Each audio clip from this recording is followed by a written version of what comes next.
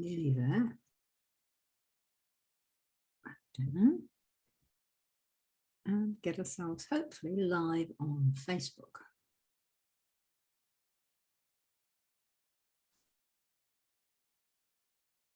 Yep, that looks fine.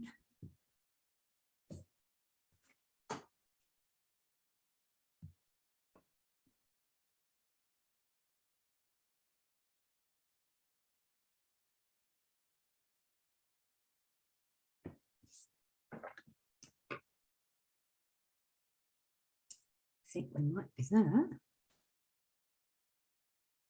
Yep, possibly. Possibly. Okay, so that's, yep, possibly. Take that one down and stay on here. Okay, otherwise I end up being out of sync. Stay on here. Okay, otherwise I end up being out of sync.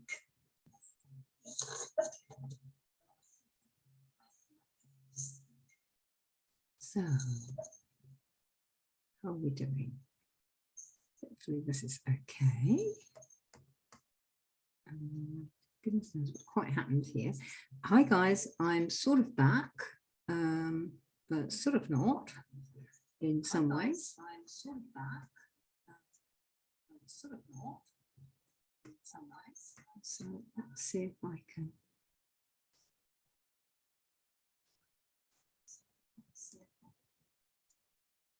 I'm trying not to hear myself coming back, which is a bit of a pain, but we'll see what actually happens.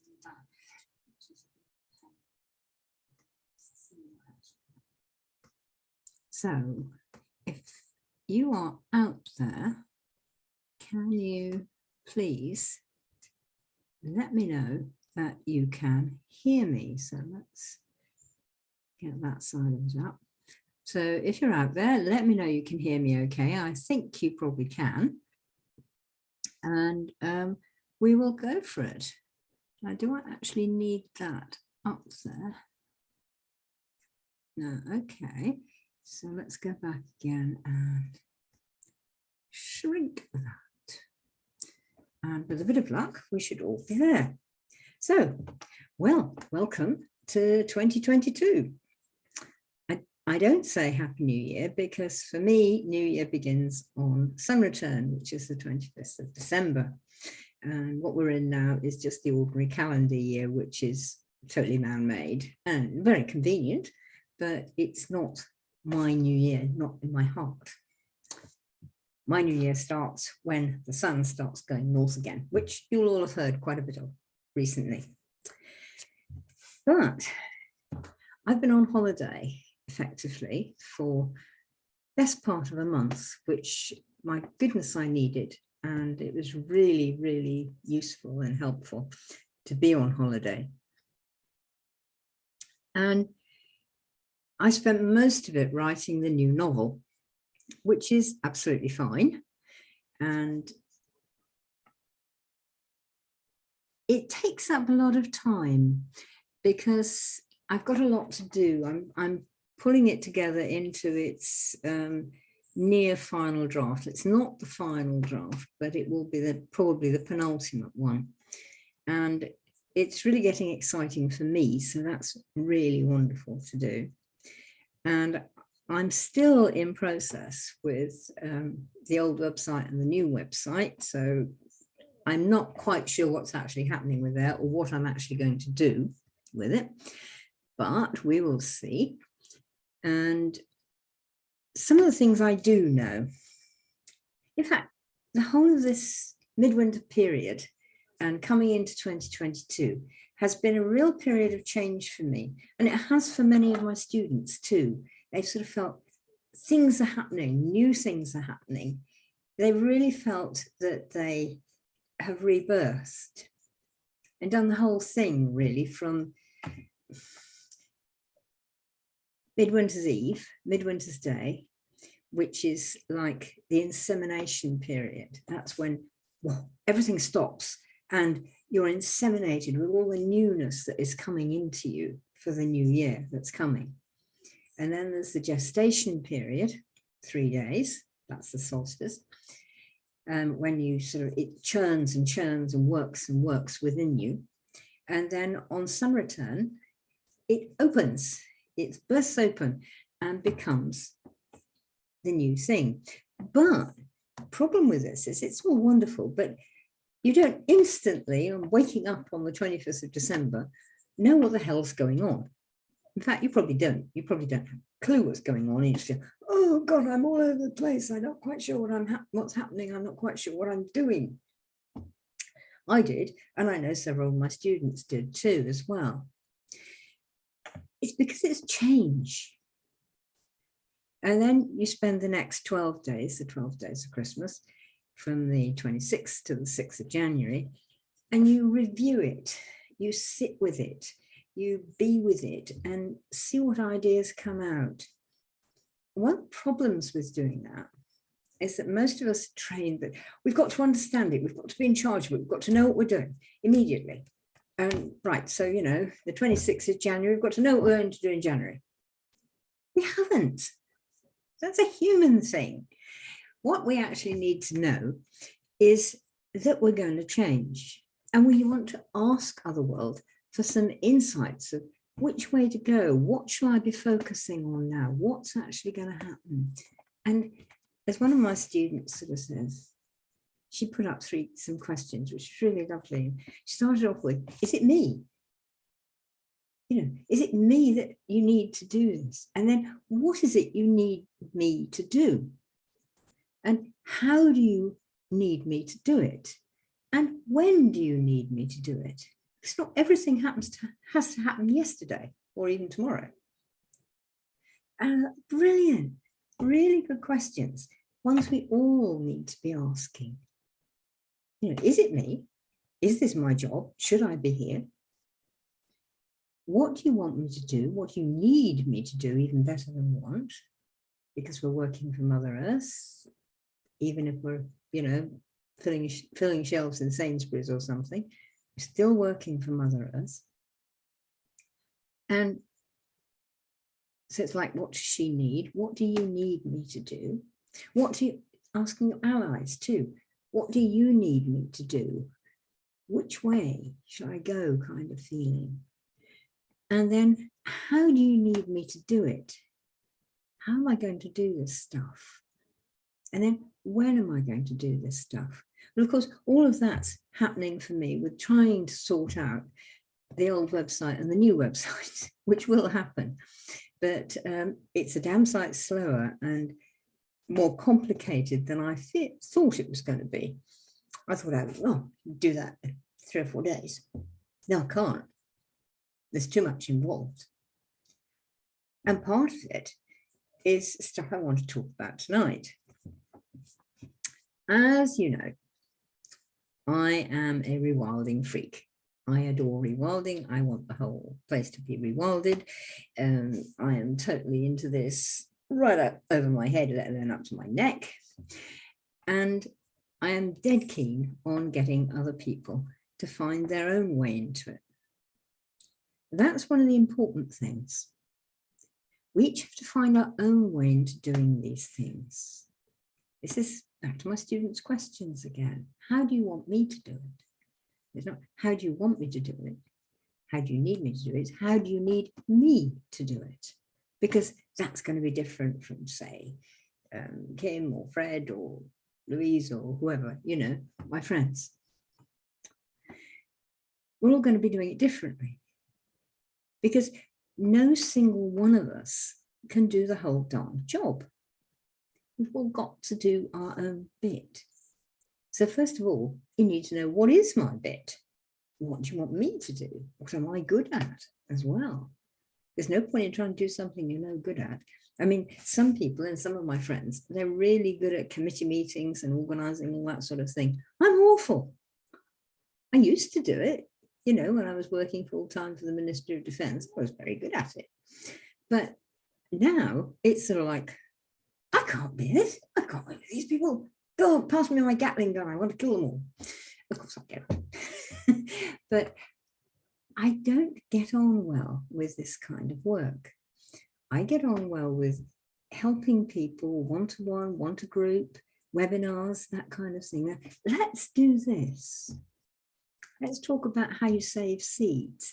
Let's talk about how you sit and watch for badgers. Let's talk about how foxes live. And that I'm good at.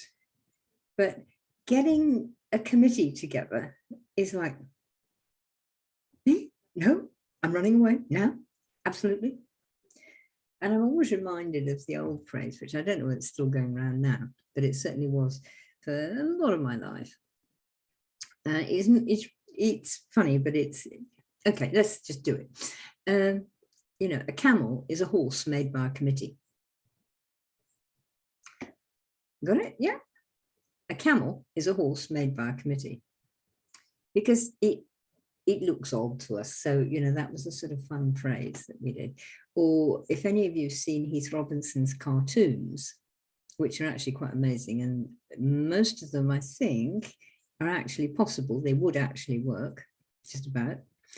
But it's that. It's, for me, a committee may well not do the basic things that need to be done.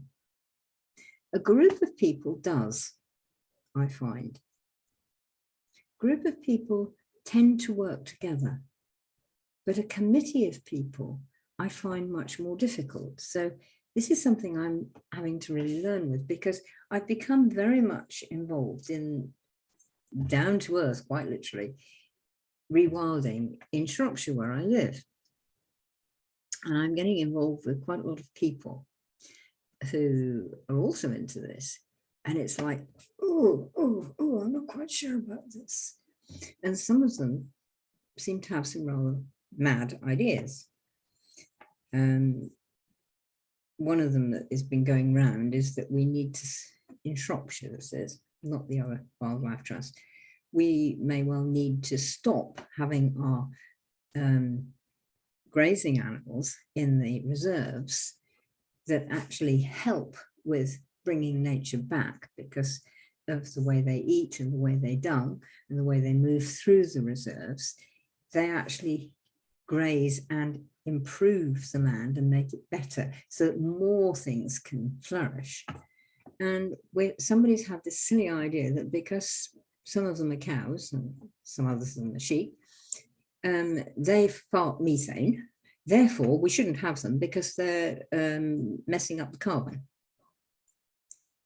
Well, there's only half a dozen cows, I think, maybe a dozen cows in the Shropshire Wildlife Reserves. That's not actually going to be a massive amount of methane, if you must get involved in that one.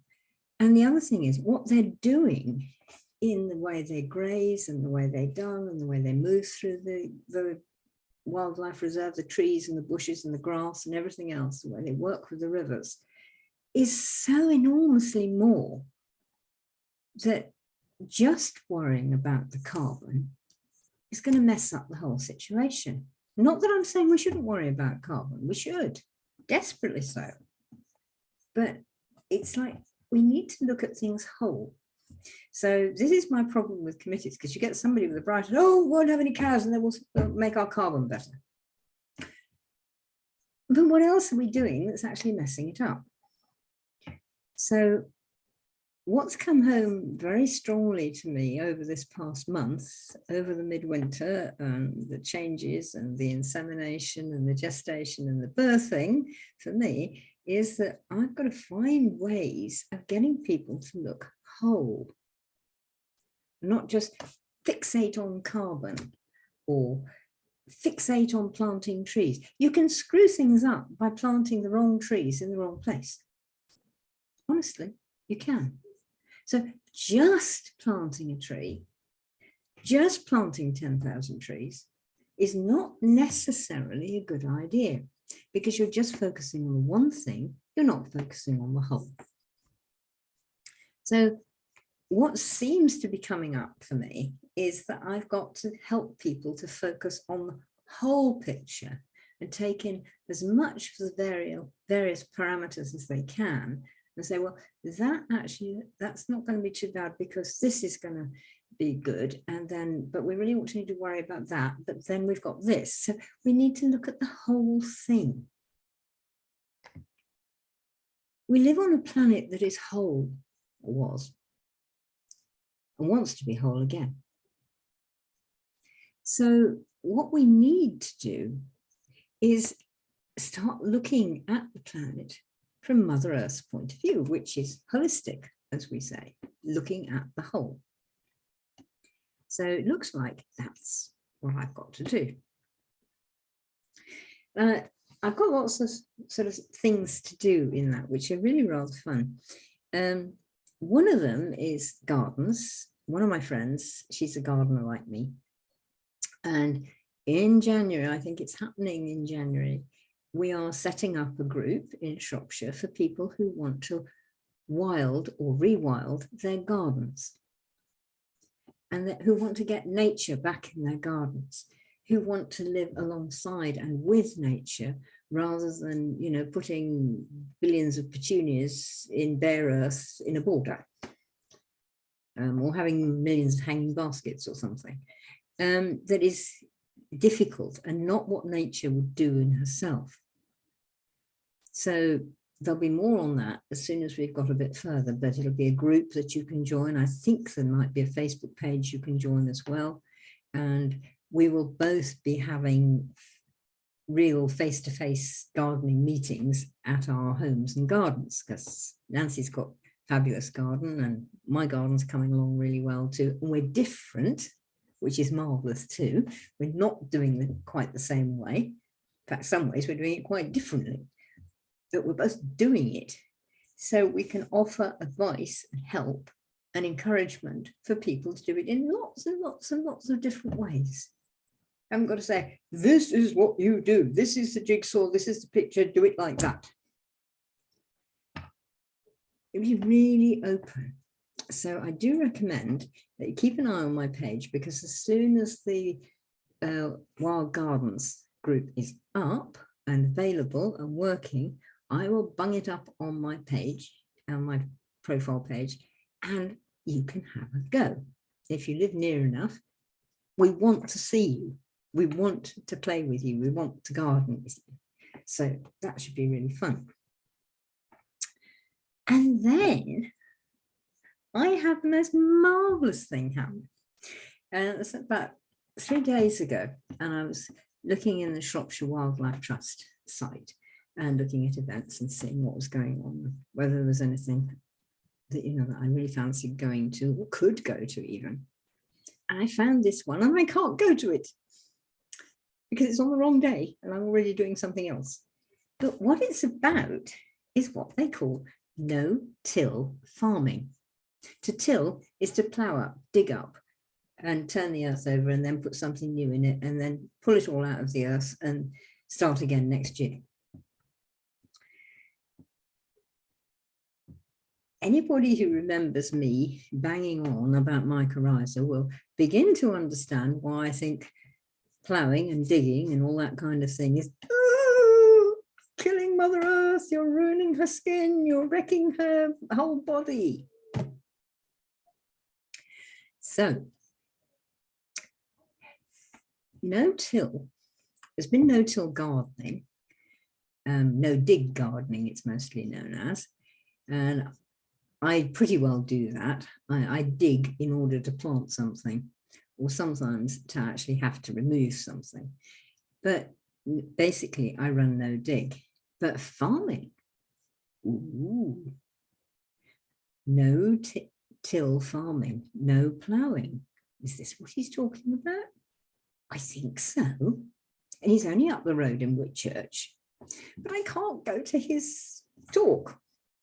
So there I was on the phone to a lovely bloke, Malcolm, in the Wildlife Trust, and saying, I can't come. How do I get in touch with this? I am totally freaked out. I love it. It's wonderful. I need to know about it. And so he said, calm down. He didn't actually. We had a really nice chat. But he said, well, you know, give me your name. And then he found that he does know me anyway, because I actually write for the mammal groups newsletter. Oh, it's you. Right, this is me. And so I hope that I and maybe I've got 4 friends who are really interested in it, 2 very much in particular, I mean, like Nancy and another lass, Jenny. I'm hoping we'll be able to go up to Richard's and actually see what he does in his fields, in his farm. He can show us how it's working, because if we can get that going, we can stop ruining the fields by digging them up, by killing the mycorrhiza. We can stop pulling all the goodness out of the soil every time we pull up plants, potatoes, dig up grass, whatever. And we can start working with Mother Nature much more. That's a big thing with the no-dig gardening, which I have been doing for ages. I've got perennial vegetables. I don't, practically not at all, do I sow new vegetables every spring. I may bring some on because some plants get old and they die, and so you want to, bring on new ones, babies to come and fill their places. But they're perennial. Perennial means they go on year on year on year on year. So you don't need to plant seeds because they're going to do it. They're already doing it. They have their roots in the ground. And one of them is perennial spinach, which you probably know. You don't need to sow that every year. And there's perennial kale, and you don't need to sow that every year. And it will grow and do well in the garden.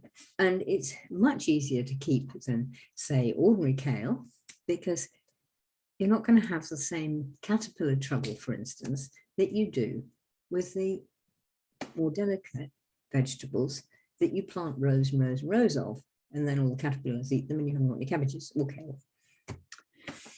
So there's lots and lots of perennial vegetables. So what's perennial in farming? Grass, all the grasses. And most modern farmers, they have fields full of ryegrass because it's easy to grow and the cows will eat it, and that's fine. But just ryegrass is not good for the cows. It doesn't, they don't get enough diversity in their stomachs to be really well. What they need is lots of different things in their diet, lots of different herbs in the grass, lots of different grasses, and there are loads and loads of grasses that grow in our country. And then they need bits of hedge. They actually like to eat a bit of bramble now and again, and maybe even some nettles. And they love to eat some tree branches and tree leaves and the actual woody bits as well. That brings the cattle on to being really good, whether they're milk or whether they're beef. You have the same thing with goats and with sheep. But again, the problem here is that your average highly bred super milking cow isn't so good at eating all the rough stuff, all the stuff that the native cows eat, all the stuff that the cow's ancestors eat. You need the older breeds. And the older breeds, they won't give so much milk. And they won't be nearly so big, so you won't get so many pounds of meat to sell off them either. Your meat will taste a lot better, I can tell you that. But, one sort of Charolais is 2 or 3 Dexters, say. So you've got like 3 to make up the same weight of meat that you would have in one Charolais. But your Charolais is much better. It can live, your Dexters are much better. Your Charolais is overbred. It can't actually handle life because it's been made to have sort of, big buttocks, so there's plenty of that meat on, big backs, so it's got plenty of that meat on. And if it's a milker, it's got huge bloody udders, poor thing, that it can hardly walk with.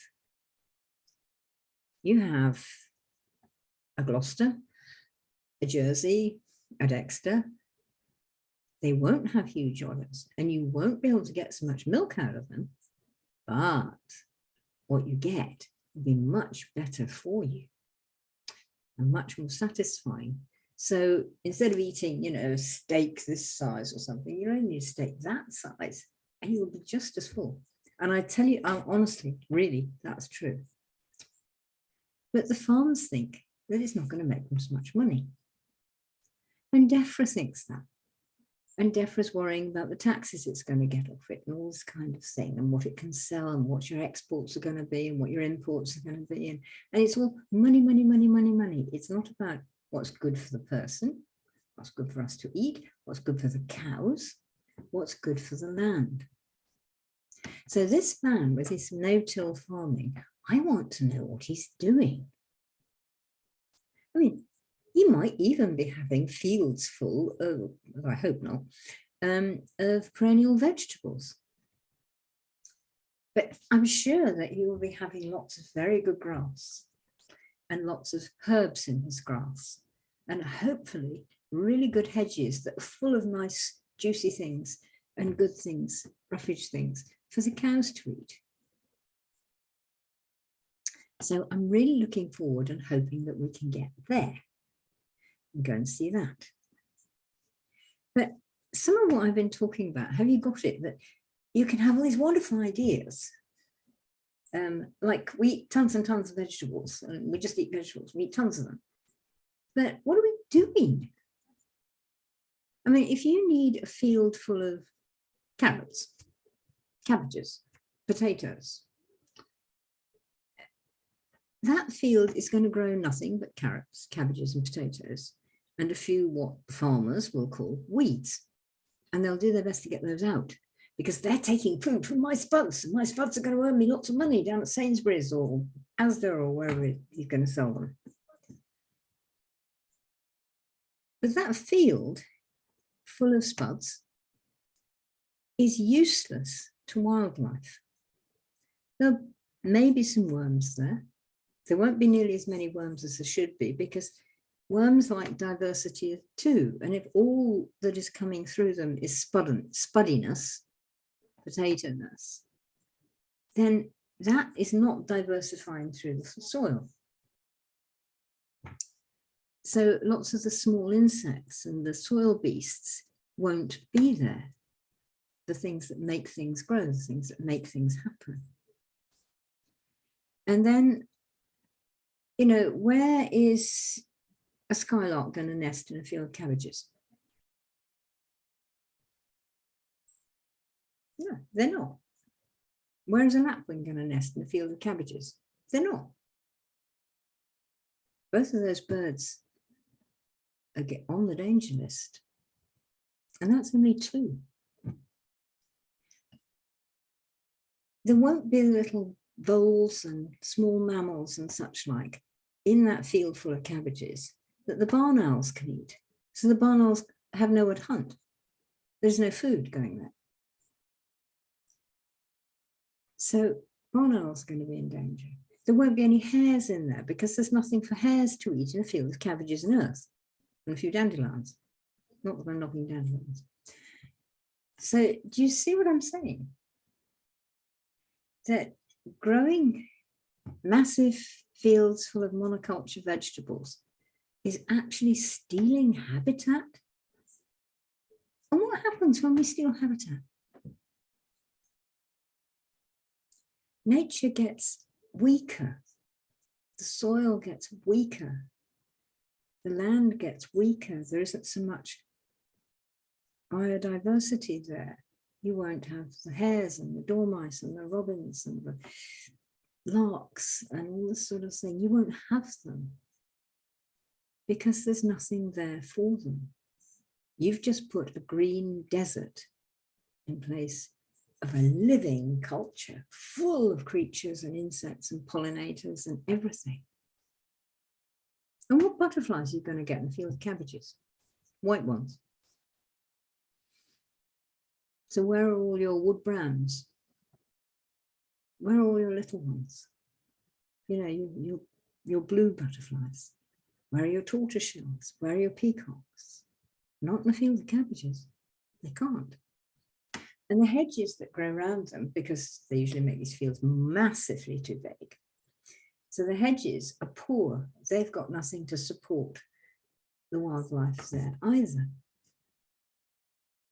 So what we need is small, native, and lots of diversity. You want cows and sheep and pigs and goats and everything like that. And then you can have foxes and rabbits and badgers and hares and probably pine martens if you've got some trees. We've got pine martens in Shropshire. Yay. See, and then you get all the butterflies because you get all the small insects. You've got lots and lots of different sorts of bees. And when we talk about bees, for instance, most people think of honeybees. They're not the best pollinators. The best pollinators are our native wild bees, and there are dozens of different varieties of those. And they use different places and different flowers. So a field full of oilseed rape is useless. They can't deal with that. They're not built to deal with that. Honeybees can. But our native bees have nothing to eat. So they're going to die. And if it's a field full of oilseed rape, it's also going to be taking from, say, the wild campions and the violets that would have been in the hedge. And it's probably the farmer has come right up close to the hedge. So there's no what they call headlands, no wild bit between the oilseed rape and the hedge. So do you see what I'm saying? We get these bright ideas that such and such would be such a good idea, you know, if we all ate cabbages or something.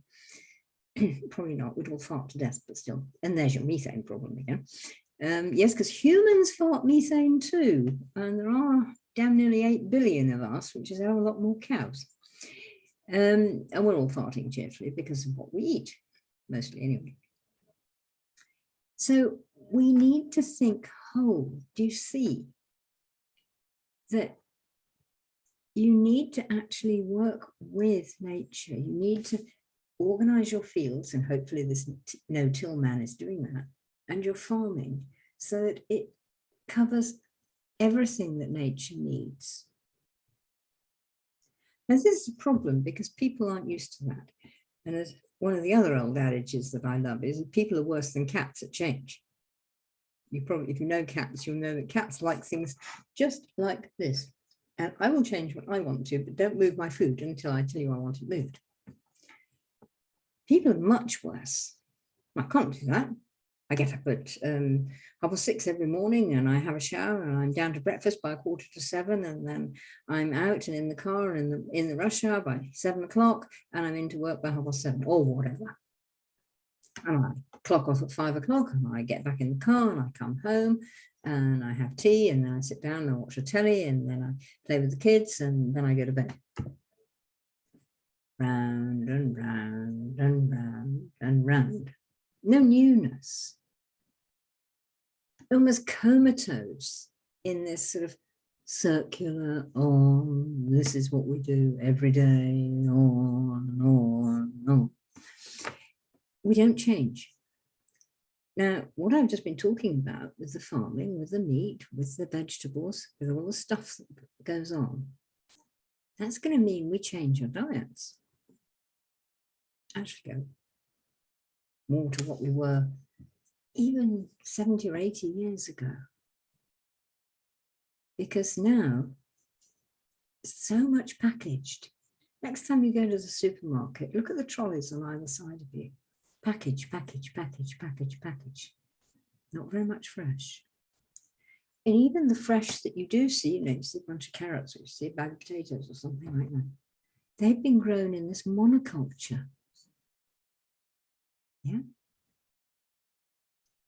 And another problem with that, which various chefs have actually pointed out over the past 10 or 15 years, is the supermarkets will only take things that look perfect. Do you remember the wonky veg thing? Can't have that carrot, it's sort of that shape. Nice, straight one. Or that apple's the wrong shape, the wrong color, or something. Too small, too big. So all of the stuff that doesn't fit perfectly in the boxes the supermarket has designed is thrown away. So that was all that monoculture has been wasted, all that habitat has been wasted, and all that food is wasted because it's thrown away.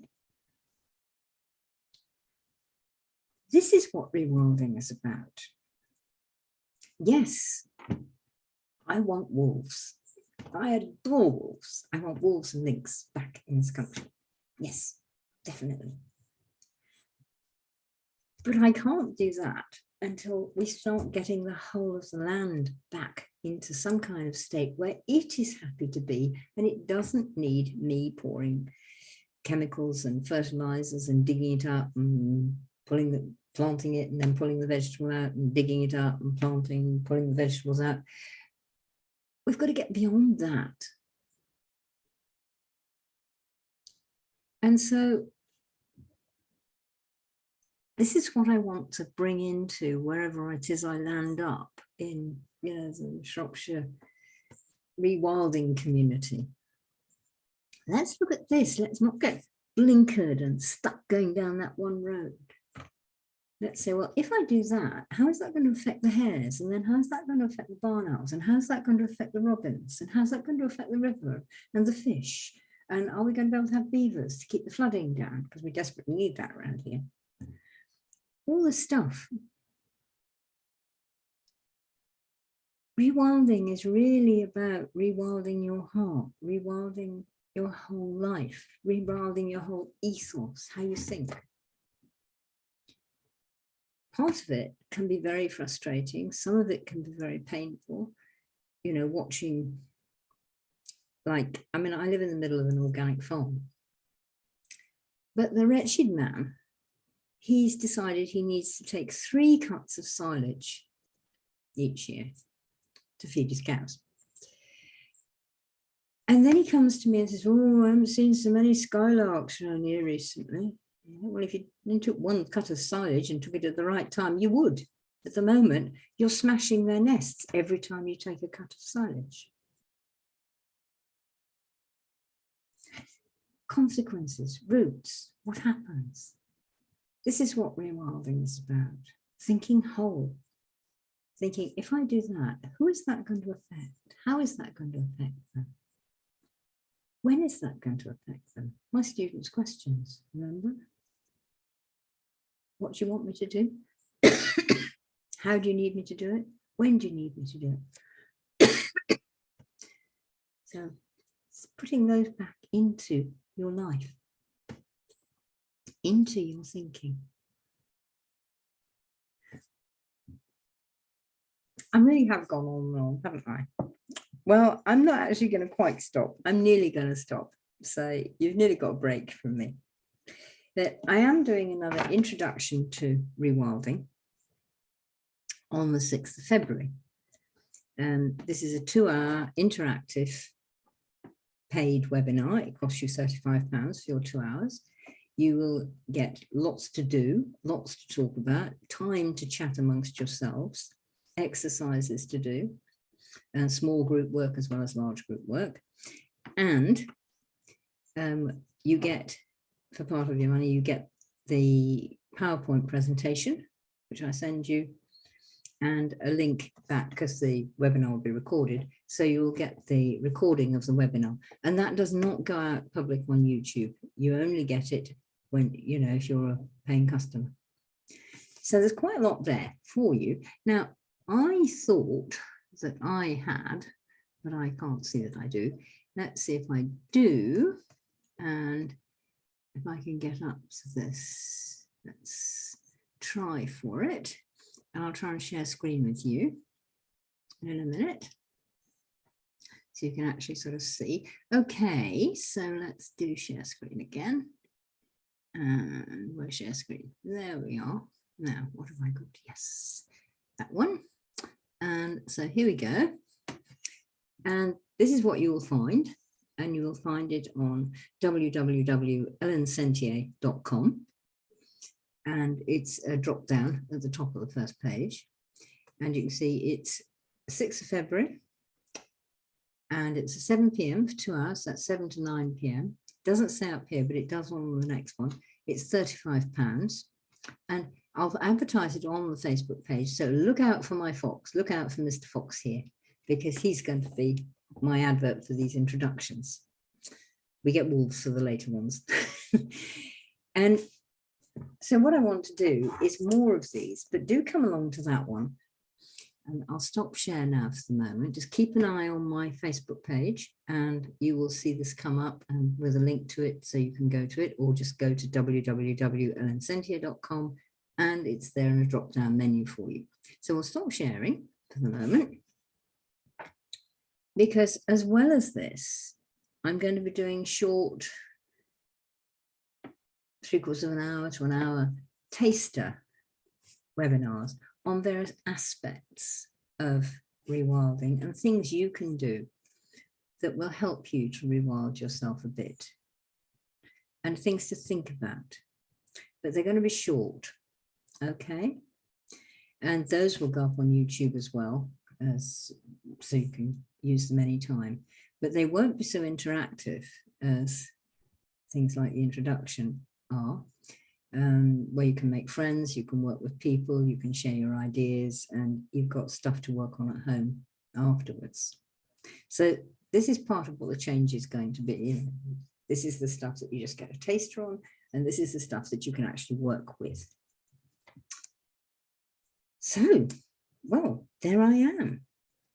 Been reviewing myself, as I said, madly, over the midwinter, and I'm in process of putting the new stuff together, and I've got lots and lots that will come up on Facebook and on webinar talking about rewilding. It seems so important, and I've got involved with Watkins and Kindred Spirit on this, and I think they're going to take stuff with me as well. We're going to, hopefully, we're really going to be able to get rewilding going. And the other thing about it is that for me, it's bottom up. I don't want a committee who's going to tell me what to do. I want a group of people who are going to say, let's do this. And that, I think, is important, is let's join together, let's do this in our place. And that I want to encourage very deeply too. So I'm going to stop now and go off because my teacup's empty. So I need to do my teacup, fill it up and drink it again. And I'll see you next Monday. So bye for now. Take care, everybody, and be wild. Be wild, all of you. Bye.